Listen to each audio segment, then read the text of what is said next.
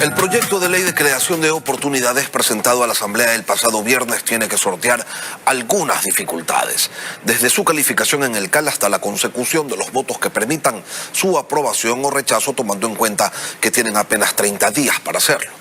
De 7 integrantes en el Consejo de Administración Legislativa, el oficialismo apenas tiene un voto seguro. Entre Pachacutic y UNES, que tienen 3 votos, adelantan criterios que se oponen a que se admita a trámite el proyecto. Hay 2 independientes, Javier Saquicela y la ex Izquierda Democrática Bella Jiménez. Y también está Johanna Moreira, ella sí de la Izquierda Democrática todavía, y vamos a dialogar con Johanna esta mañana sobre este proyecto que aborda distintos temas y que durante el fin de semana ha generado ya algunas reacciones. Johanna, buenos días y bienvenida a Contacto Directo. Muy buenos días, Lenin. Muchas gracias al Contacto Directo por la oportunidad y poder contar con este espacio para mencionarles nuestros criterios y observaciones en relación con la ley de crear oportunidades. Empecemos primero por el contenido y luego hablamos de si se la puede o no calificar. Que no se debe hablar de garantizar de derechos laborales a quien no tiene trabajo, porque en el desempleo no existe derecho alguno, señalan desde el gobierno, al tiempo que plantean un código paralelo con distinciones claras en relación a la actual norma, que es regresivo en cambio, dicen desde algunos sectores. ¿Y cuál es el criterio desde la Izquierda Democrática en relación a las reformas laborales que contempla esta mega ley? Bueno, esta mega ley, así como usted lo ha mencionado, reforma alrededor de 31 cuerpos normativos de distintas materias. Por eso saltan algunas alertas que es importante poder analizarlas. Siendo miembro del CAL es nuestro deber y tenemos justamente la obligación de poder actuar siempre un criterio técnico en el que estemos revisando requisitos formales, en que si existen o no vicios de inconstitucionalidad y sobre todo si puede ser calificado, a qué comisión debe tratarse y bueno, sobre todo si puede hacerlo, si tendremos que devolverlo al presidente de la República. Y hasta el momento y del análisis preliminar, ¿se puede o no calificar? ¿Se debe o no calificar? ¿Cumple con los requisitos legales para ser admitida a trámite o no? Conocemos que la Unidad Técnica Legislativa de la Asamblea Nacional está preparando un informe que, si bien es cierto, no es vinculante, le da la luz a los miembros del CAL para que podamos tomar esa decisión muy importante.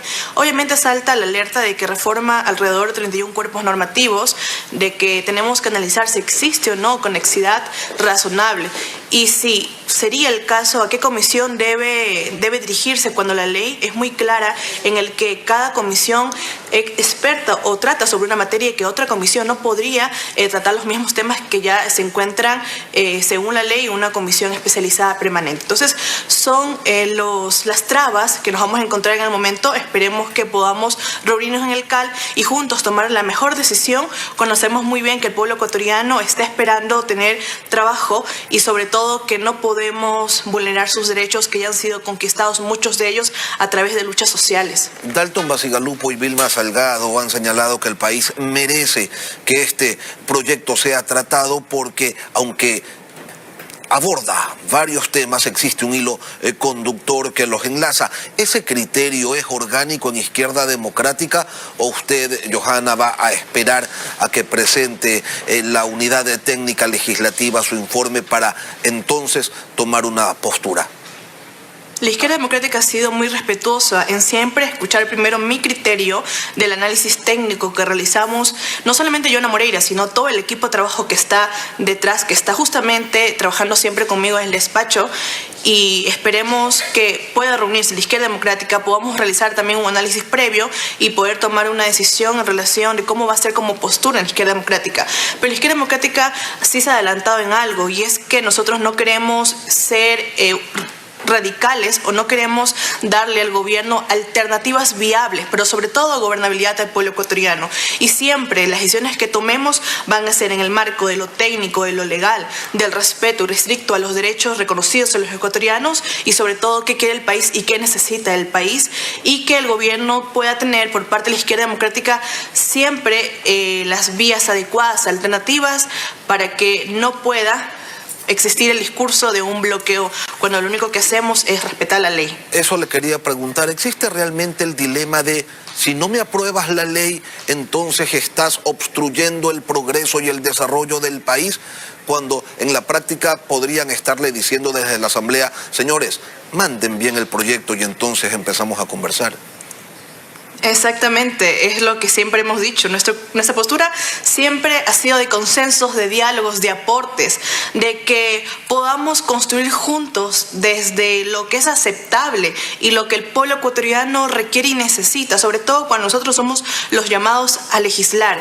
Un bloqueo no existe cuando, por ejemplo, envían ternas que no cumplen con los requisitos formales de la ley. Cuando hacemos un análisis y se lo devuelve el Ejecutivo, porque es tan claro los requisitos que no entendemos cuál es la postura del gobierno o si existe quizás inexperiencia al momento de estar gobernando. Y eso es un llamado de atención que el gobierno debe hacerse. Él, junto a todos sus ministros, junto a todos sus representantes de las carteras, analizar qué están haciendo y si la Asamblea Nacional de verdad tiene una postura radical o si lo único que quiere hacer es que el presidente pueda entender que no tenemos la Asamblea de los gobiernos anteriores y que se criticó en ese momento por parte de los que hoy están al frente del país. Asambleas nacionales sumisas, asambleas nacionales que no discutían, que no debatían y que aprobaban absolutamente todo lo que enviaba el gobierno por ser parte del gobierno.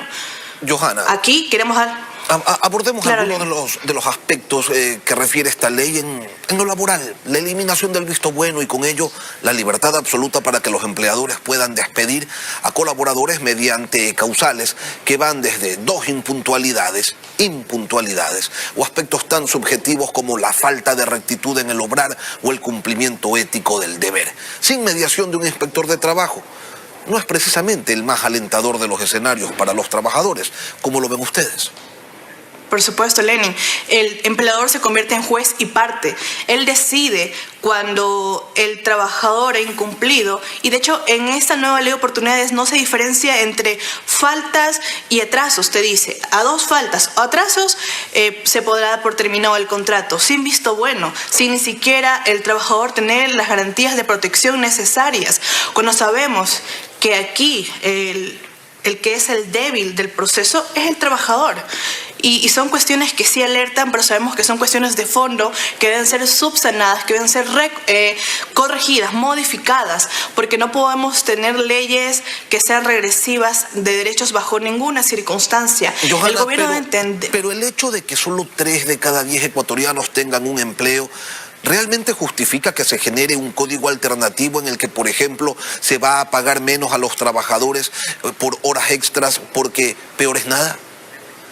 Y la jornada máxima pasa de 8 a 12 horas, cuando ha existido una lucha histórica para que los trabajadores podamos tener derecho a que no se nos explote, por decirlo de esa forma. Y las leyes te garantizan derechos, Lenin. El que tiene que generar empleos es el gobierno a través de reactivación económica, a través de inyectar liquidez, a través de comenzar a potenciar los sectores estratégicos del país. Así se genera trabajo. Las leyes garantizamos los derechos que son reconocidos en la Constitución y que nos hemos ganado pulso. Y esa es la diferencia en que tiene que hacer el gobierno en este momento. Johanna, las horas extras en el actual código se pagan al 50 y al 100%. En el código paralelo o alternativo al 25 y al 50%. Ahora, eso es lo que propone el gobierno, no significa que vaya a ser aprobado de esa manera. Le pregunto, ¿se puede corregir este proyecto? ¿Es rescatable? Y se lo pregunto porque hay algunos sectores sindicales que señalan que está tan mal hecho que debería ser archivado sin mayores dilaciones. Puede ser devuelto al presidente, él puede justamente subsanar estos errores, puede remitirlo nuevamente a la Asamblea Nacional para que el CAL lo califique. Pero de calificarse en este momento por hacer un análisis extensivo de la ley, de la Constitución, y que sea remitido a una de las comisiones en las que verse esta materia, puede ser modificado y puede ser subsanado, sobre todo con estas alertas que pueden surgir de inconstitucionalidad y de regresión de derechos, y puede ser calificado. Yo creo que sería lo más oportuno de que pueda ser modificado si llega a pasar de la calificación al CAL, porque de tener la negativa lo puede justamente aprobar por el Ministerio de la Ley, que creo que no sería lo más conveniente cuando está topando temas muy sensibles de la ciudadanía. ¿De qué comisión debería ir? ¿A la comisión de lo laboral, a la de régimen económico?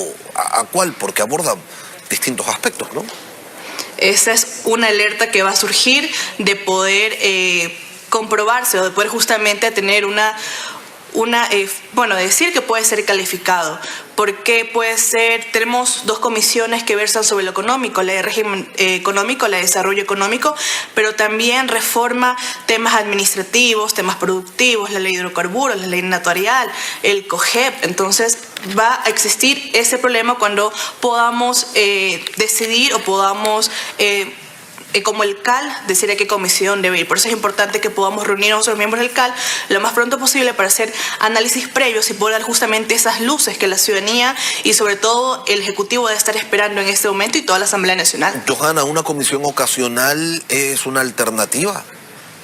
Sí, puede ser una alternativa y los miembros van a tener que ser elegidos en el Pleno de la Asamblea Nacional y sería prudente poder tomar o dar esa idea a una comisión ocasional que pueda justamente tratar solamente esta ley.